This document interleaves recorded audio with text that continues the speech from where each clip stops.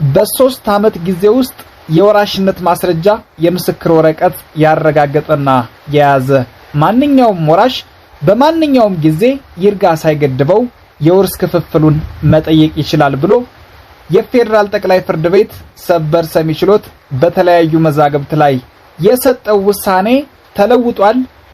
ሰላም ክቡራትና ክቡራን የቻናላችን ቤተሰቦች እንዴት ናችሁ? እኛ በጣም ሰላም ነን። እናንተም በያላችሁበት ሰላም እንደሆናችሁ ተስፋ እናደርጋለን። ዛሬ ከረጅም ጊዜ መጥፋት በኋላ ጠቃሚ በሆነ የህግ ምክርና ትንታኔ ተመልሰናል። በ3 ዓመት ጊዜ ውስጥ የወራሽነት ማስረጃ የምስክር ወረቀት ያረጋገጠና የያዘ ማንኛውም ወራሽ በማንኛውም ጊዜ ይርጋ ሳይገድበው የውርስ ክፍፍሉን መጠየቅ ይችላል ብሎ የፌደራል ጠቅላይ ፍርድ ቤት ሰበር ሰሚ ችሎት በተለያዩ መዛግብት ላይ የሰጠው ውሳኔ ተቀይሯል፣ ተለውጧል። ይሄ እንግዲህ የተለወጠው ውሳኔ በሁሉም የኢትዮጵያ ፍርድ ቤቶች ዘንድ ተፈጻሚነት ያለው ስለሆነ ውድ የቻናላችን ቤተሰቦች እጅግ በጣም ጠቃሚ የሆነ የህግ ምክርና ትንታኔ ነው ይዤላችሁ የመጣሁት። ለዚህ አስተማሪ ቻናል አዲስ ከሆናችሁ ሰብስክራይብ በማድረግ ተቀላቀሉ። እስከ መጨረሻው ድረስ እንድትከታተሉ እጋብዛለሁ። እንግዲህ ውድ የቻናላችን ቤተሰቦች የፌደራል ጠቅላይ ፍርድ ቤት ሰበር ሰሚ ችሎት የሚሰጣቸው ውሳኔዎች በማንኛውም ኢትዮጵያ ውስጥ ባለ ፍርድ ቤት የፌደራል የሚሆን የክልል ፍርድ ቤቶች ዘንድ አስገዳጅ የህግ ትርጉም እንዳለው ይታወቃል። ስለዚህ ይሄ የፌደራል ጠቅላይ ፍርድ ቤት ሰበር ሰሚ ችሎት በመዝገብ ቁጥር 44 237 38 533 እና የሰበር መዝገብ ቁጥር 20 52 48 ላይ አንድ በ3 ዓመት ውስጥ የወራሽነት ማስረጃ የምስክር ወረቀት የያዘ ያረጋገጠ ወራሽ በማንኛውም ሁኔታ ይርጋ ሳይገድበው የውርስ ክፍፍሉን መጠየቅ ይችላል ብሎ የሰጣቸው ውሳኔዎች ተቀይረዋል፣ ተለውጠዋል። ስለዚህ ይሄን ውሳኔ ነው እንዴት እንደተለወጠ መቼ እንደተለወጠ አንድ በአንድ በዝርዝር እመነግራችሁ። እንግዲህ ወደ ቻናላችን ቤተሰቦች ይሄ አዲስ የተለወጠው የፌደራል ጠቅላይ ፍርድ ቤት ሰበር ሰሚ ችሎት ውሳኔ ጥቅምት 8 ቀን 2017 ዓመተ ምህረት ላይ ነው የተሰጠው። ይሄም እንግዲህ ጉዳዩ የተጀመረው በአማራ ክልል የመጀመሪያ ደረጃ ፍርድ ቤት ላይ ነው። ይሄውም እንግዲህ አመልካች ግንቦት 2 ቀን 2014 ዓመተ ምህረት ጽፈው ባቀረቡት ክስ የሟች እናታቸውን የውርስ ሀብት የሆነውን የገጠር መሬት ለመካፈል ዳኝነት ጠይቀው ተጠሪ ደግሞ በበኩሉ እናታችን የሞቱት መስከረም 14 ቀን 2011 ዓመተ ምህረት ነው።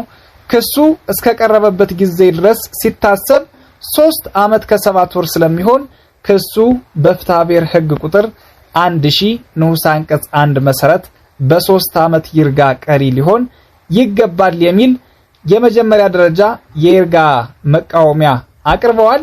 የስር ወረዳ ፍርድ ቤትም እንግዲህ በይርጋ መቃወሚያው ላይ ክርክርና ማስረጃ ከሰማ በኋላ ሟች እናታቸው መስከረም 14 ቀን 2011 ዓመተ ምህረት የሞቱ ሲሆን ተጠሪ ደግሞ ንብረቶቹን ከዚሁ ጊዜ ጀምሮ መያዛቸው በማስረጃ የተረጋገጠ ስለሆነ በፍትሐ ብሔር ህግ ቁጥር 1000 ንዑስ አንቀጽ 1 መሰረት በ3 ዓመት ይርጋ ቀሪ ነው በማለት ወስኗል።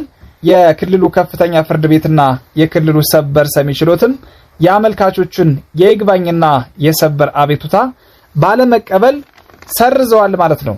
እንግዲህ የሰበር አቤቱታው የቀረበው በዚህ ውሳኔ ላይ ነው ወይም ደግሞ ይሄን ውሳኔ በመቃወም ነው ማለት ነው።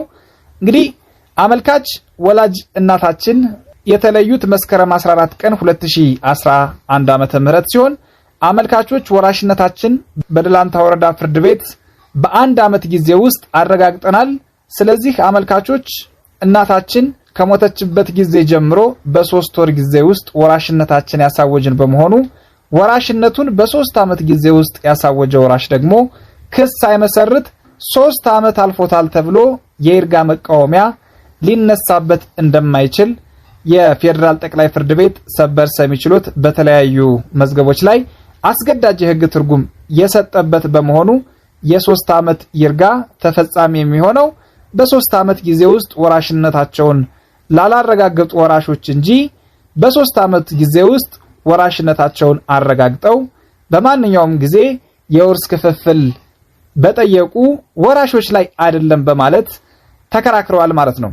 አመልካቾችም በስር ፍርድ ቤቶች የተከራከሩትን ክስና ማስረጃ በማጠናከር እንዲሁም ደግሞ ተጠሪም በበኩሉ ያን በማጠናከር ተከራክረዋል ማለት ነው።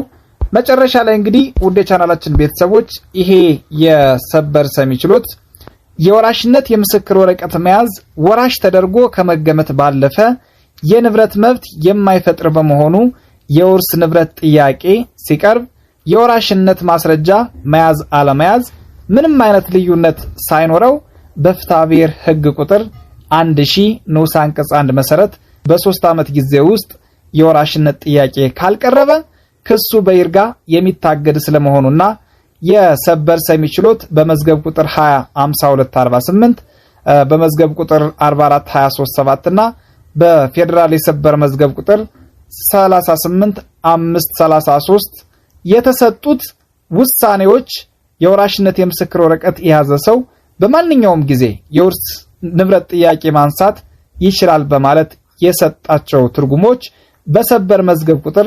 243973 ላይ በ7 ዳኞች ተለውጧል ብሎ እንግዲህ ሰጥቷል ማለት ነው። እንግዲህ ወደ ቻናላችን ቤተሰቦች ይሄ የፍትሐብሔር ሕግ ቁጥር 1000 ንዑስ አንቀጽ 1 በወራሾች መካከል የሚነሳ ማንኛውም የውርስ ጥያቄ በ3 ዓመት ጊዜ ውስጥ መቅረብ እንዳለበት ያመለክታል ማለት ነው። ስለዚህ ይሄ የፌደራል ጠቅላይ ፍርድ ቤት ሰበር ሰሚ ችሎትም ይሄን የሕግ ድንጋጌ መሰረት በማድረግ ነው ከዚህ በፊት ሰጥቷቸው የነበረውን ውሳኔዎች የለወጠው ማለት ነው።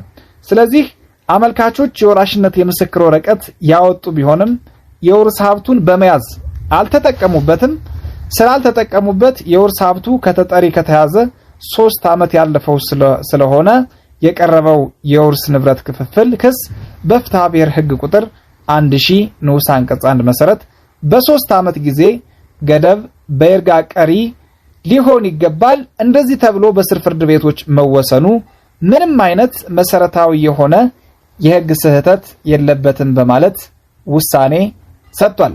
እንግዲህ ወደ ቻናላችን ቤተሰቦች ይሄ የፌደራል ጠቅላይ ፍርድ ቤት ሰበር ሰሚ ችሎት በዚሁ ሰበር መዝገብ ቁጥር 243822 ላይ ጥቅምት 8 ቀን 2017 ላይ የሰጠው ውሳኔ በሁሉም የፌደራልም ሆነ የክልል ደረጃ በሁሉም ደረጃ ፍርድ ቤቶች ተፈጻሚነት እንደሚኖረው ማወቅ ያስፈልጋል።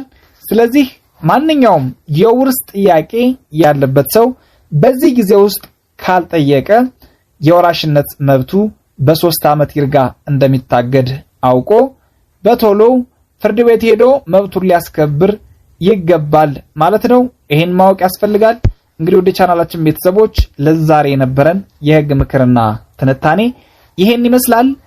እንድንሰራላችሁ የምትፈልጉት የሕግ ምክርና ትንታኔ ካለ ኮሜንት ላይ ማሳወቅ ትችላላችሁ። አብራችሁን ስለነበራችሁ እናመሰግናለን። በሌላ የሕግ ምክርና ትንታኔ እስክንመለስ ድረስ ቻው ቻው ባባይ።